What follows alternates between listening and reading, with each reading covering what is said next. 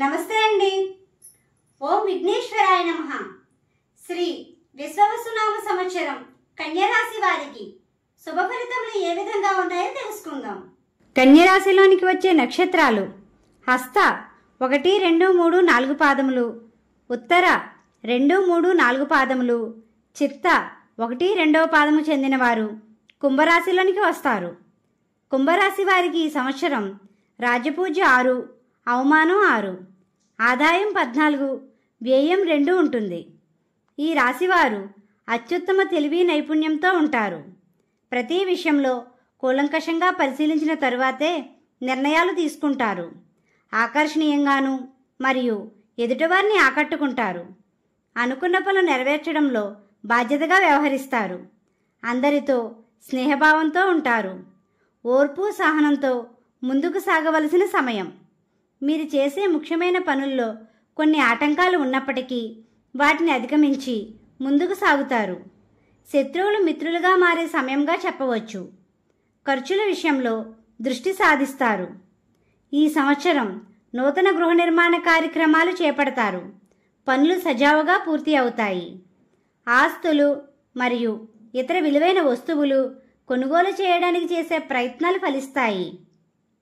మీకు రావాల్సిన స్థిరాస్తుల విషయంలో ఆలస్యమయ్యే సమయంగా చెప్పవచ్చు. ఇంట్లో దేవుడి మందిరం నందు శ్రీచక్ర యంత్రాన్ని పెట్టండి. ఇంట్లో నుండి బయటకు వెళ్లే సమయంలో తూర్పు ఉత్తర ద్వారములు ఉపయోగించండి. కుటుంబ సభ్యుల విషయంలో బాధ్యతగా ఉంటారు. జీవిత భాగస్వామితో అన్యోన్యంగా ఉంటారు మరియు తీర్థయాత్రలు దర్శించుకుంటారు. ఆరోగ్యం విషయంలో శ్రద్ధ వహించవలసిన సమయం. స్వల్పపాటి ఆరోగ్య సమస్యలు ఎదుర్కొనే సమయంగా చెప్పవచ్చు. తీసుకునే ఆహారంలో జాగ్రత్త వహించండి. ప్రయాణాలు ఎక్కువగా చేస్తారు. తద్వారా ఎక్కువగా అలసటికి గురవుతారు. బయట వ్యక్తులను ఎక్కువగా నమ్మే విధంగా ఉండకండి. మీరు అనుకున్న పనులు పూర్తి అయ్యే వరకు బయట వారితో చర్చించకండి. మీ చేతులతో శుభ కార్యక్రమాలు చేపడతారు. మీకు మార్గమధ్యలో గోమాత కనిపిస్తే ఏదో ఒక ఆహారం పెట్టండి. ఎప్పటి నుండో పెండింగ్లో ఉన్న పనులు మరియు సమస్యలకు పరిష్కారం లభిస్తుంది. ప్రశాంత వాతావరణం లభిస్తుంది. ధైర్య సాహసాలతో ముందుకు సాగుతారు. ఈ రాశివారు ఈ సంవత్సరం ఆదాయ మార్గాలు లభిస్తాయి. మీరు అనుకున్న ఫలితాలు సాధిస్తారు. రుణ సమస్యలు ఉన్నవారు ధైర్యం మరియు బాధ్యతగా వ్యవహరించండి. వాటి నుండి ఈ సంవత్సరం సునాయాసంగా అధిగమించే సమయంగా చెప్పవచ్చు.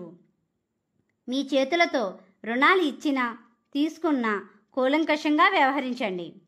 మీకు సంబంధం లేని విషయాలకు దూరంగా ఉండండి. ఇంట్లో నుండి బయటకు వెళ్లే ముందు శ్రీరామనామాన్ని స్మరించండి. మధ్యవర్తిత్వ వ్యవహారాలు చేసే సమయంలో ఆచితూచి వ్యవహరించండి. కోర్టు వ్యవహారాల విషయంలో బాధ్యతగా వ్యవహరించండి. ఉద్యోగస్తులకు ఒత్తిళ్లు ఉన్నప్పటికీ వాటిని తెలివి నైపుణ్యంతో అధిగమిస్తారు. ప్రమోషన్ల కోసం చూసే వారికి జూన్ 10 తరువాత అనుకూలమైన సమయంగా చెప్పవచ్చు. ఉద్యోగ ప్రయత్నంలో ఉన్నవారు బాధ్యతగా ఉండవలసిన సమయం. అనుకున్న లక్ష్యాన్ని సాధిస్తారు. వ్యాపార రంగంలో ఉన్నవారు లాభధ్యేయంతో ఉంటారు. ఆశించిన లాభాలు గణిస్తారు. వ్యాపార ప్రదేశాలలో లక్ష్మీ గణపతి యంత్రాన్ని పెట్టండి. పెట్టుబడులు పెట్టేవారు మే 19 తరువాత అనుకూలమైన సమయం. అయినప్పటికీ సునాయాసంగా వ్యవహరించండి. విద్యార్థులకు ఏకాగ్రత అవసరం.